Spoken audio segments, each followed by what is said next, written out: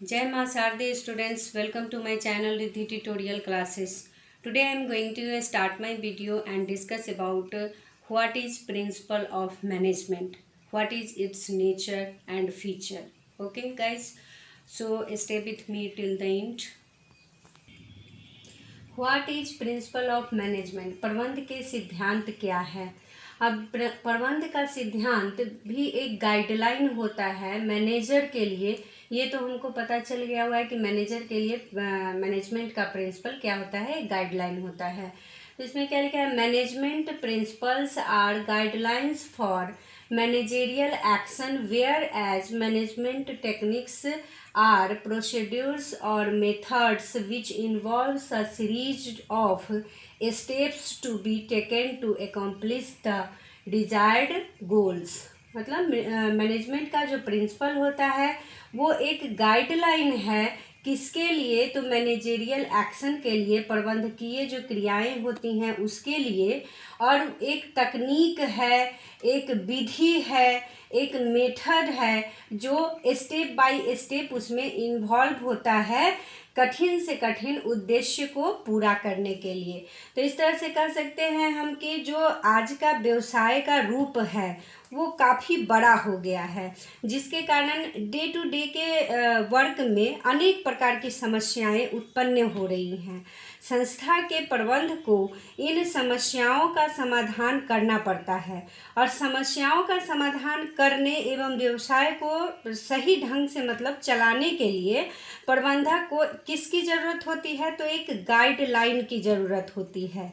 तो प्रबंध के सिद्धांत प्रबंधक का क्या करते हैं, मार्गदर्शन करते हैं, मतलब प्रबंधक के लिए एक गाइडलाइन का वर्क करते हैं। तो अब हम आते हैं क्या किस पर, तो प्रबंध के सिद्धांत का उद्गम कैसे हुआ है, how principles of management are derived. ठीक है, आगे बढ़ते हैं।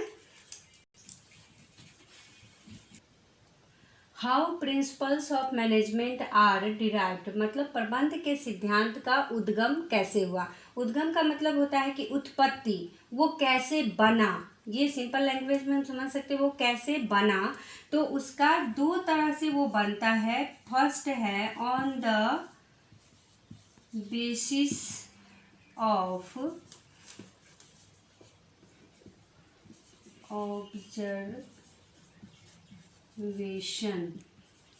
Observation oblique study of problem. On this of observation, अवलोकन के आधार पर, अवलोकन के आधार पर। प्रबंध का सिद्धांत का उद्गम कैसे हुआ है, तो पहला है on the basis of observation and study of problem, मतलब अवलोकन के आधार पर और समस्याओं के अध्ययन के आधार पर।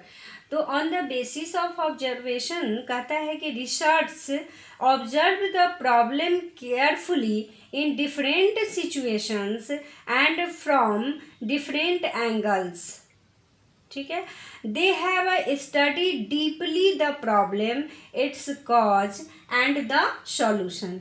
For example, principle of division of work, इससे हम इसको समझेंगे कि अवलोकन के आधार पर कैसे प्रिंसिपल को बनाया जाता है।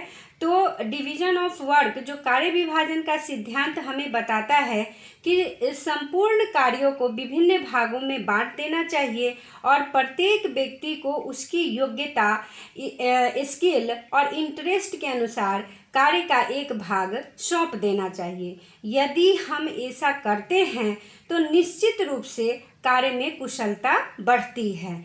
इस सिद्धांत का उद्गम उस समय हुआ होगा जब किसी प्रबंधक ने महसूस किया होगा कि कार्य विभाजन से कार्य कुशलता बढ़ती है, मतलब काम का बंटवारा हो गया, जिसमें रुचि है उसके अनुसार उसको वर्क मिला, तो स्वाभाविक है कि उसकी रुचि उसमें है तो वो ज़्यादा बेहतर ढंग से काम करेगा, इसलिए वो सिद्धांत बन गया। तो क्या हो गया, डिवीजन ऑफ वर्क। मतलब principle of division of work, ठीक है।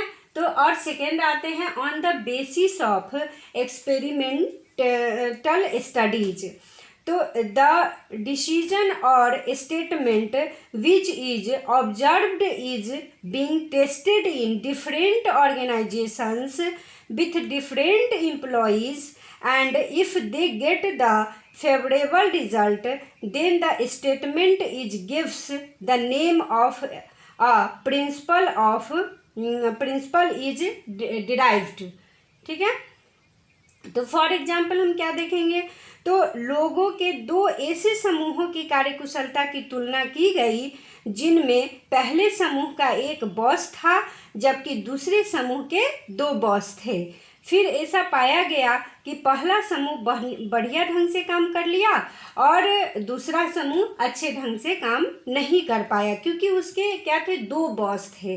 तो इसलिए दूसरा कौन सा सिद्धांत इसमें आया, तो आदेश की एकता का सिद्धांत आया, मतलब principle of unity of order, ठीक है। इस सिद्धांत का उद्गम हुआ। तो इस तरह से कहते हैं कि एक एक्सपेरिमेंटल स्टडीज के आधार पर और दूसरा होता है बेसिस ऑफ ऑब्जर्वेशन, ठीक है। तो आगे हम बढ़ते हैं nature feature of management of principle की ओर, ठीक है।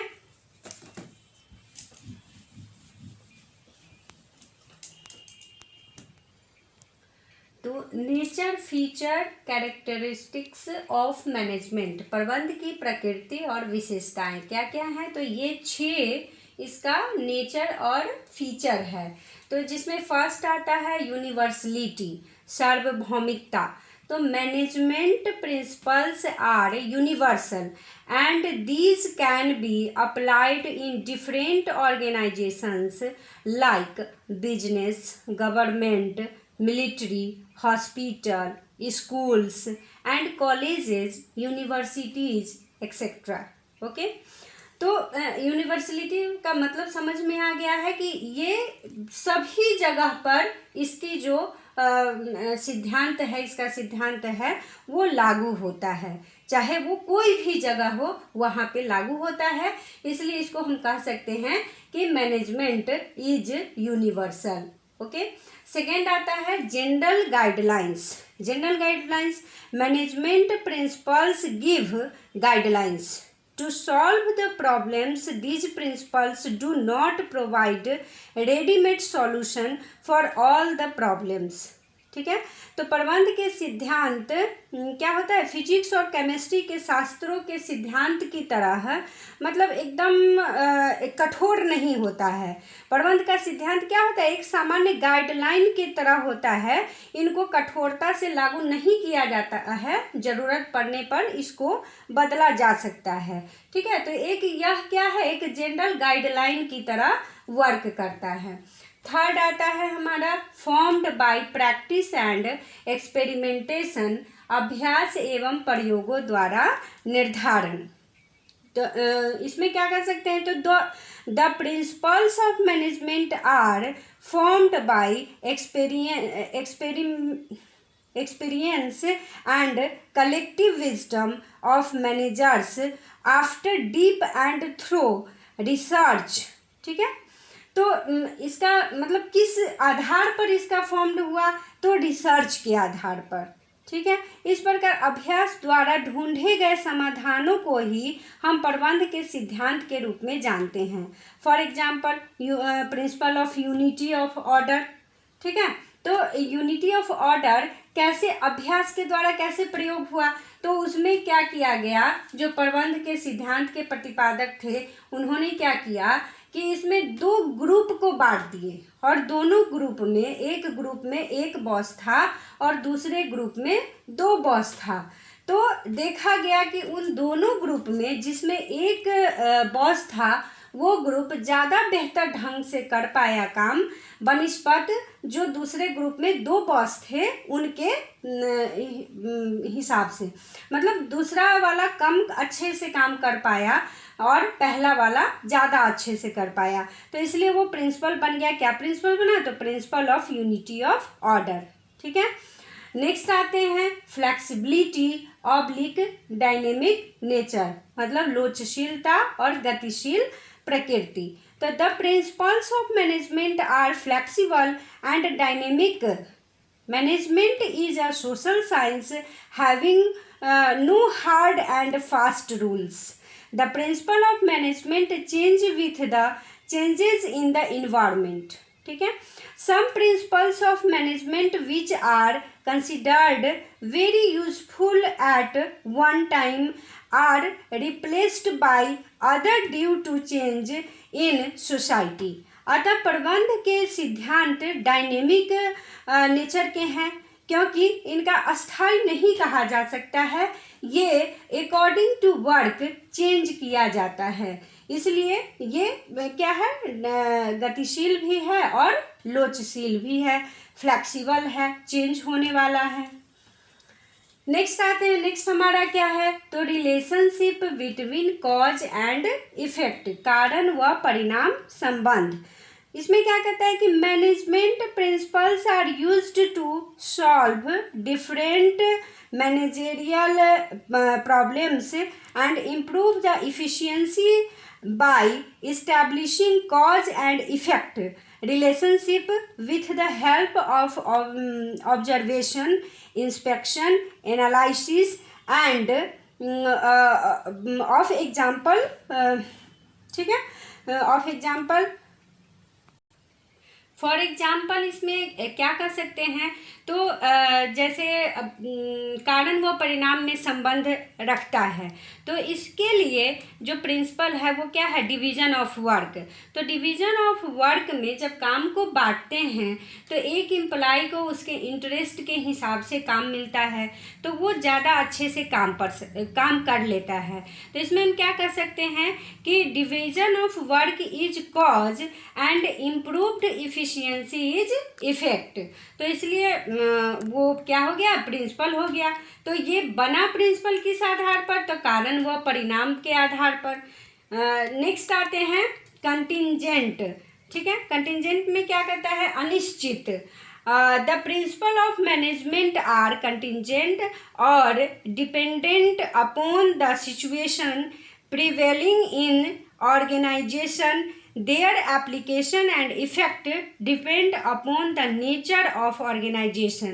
For example, कार्य विभाजन सिद्धांत के अनुसार कार्य को एम्प्लॉय की रुचि के अनुसार सौंपने से उनकी कार्यकुशलता तो बढ़ती है, लेकिन यदि एक ही काम को बार बार करने से एम्प्लॉय तंग आ चुका है, थक चुका है, तो उसमें परिवर्तन की आवश्यकता हो जाती है। इसलिए हम कह सकते हैं कि प्रबंध का सिद्धांत निश्चित नहीं होता है, वो बदलता रहता है। ऐसा नहीं कि जो डिवीज़न ऑफ वर्क में एक बार एक एम्प्लॉय को जो वर्क मिल गया वही वर्क वो हमेशा के लिए करते रहेगा। जब उसकी मर्जी हो, जब ज़रूरत हो कि नहीं इसको दूसरे विभाग का भी वर्क दे, उससे एक लाभ ये भी होगा कि दूसरे विभाग का वर्क भी उसको आ जाएगा और दूसरा उसका मन भी चेंज हो जाएगा। एक ही काम को करते करते वो थकेगा नहीं। ओके गाइस, तो मेरा पूरा विश्वास है कि आपको सब समझ में आ गया होगा कि क्या होता है what is principal of management and what is it's nature and feature. ठीक है, इसमें अगर कहीं भी कोई लगता है कि कुछ प्रॉब्लम है तो आप कमेंट करके ज़रूर पूछेंगे, तभी हमको पता चलेगा कि कहाँ क्या प्रॉब्लम है। ठीक है, okay guys, thanks for watching my video, bye bye.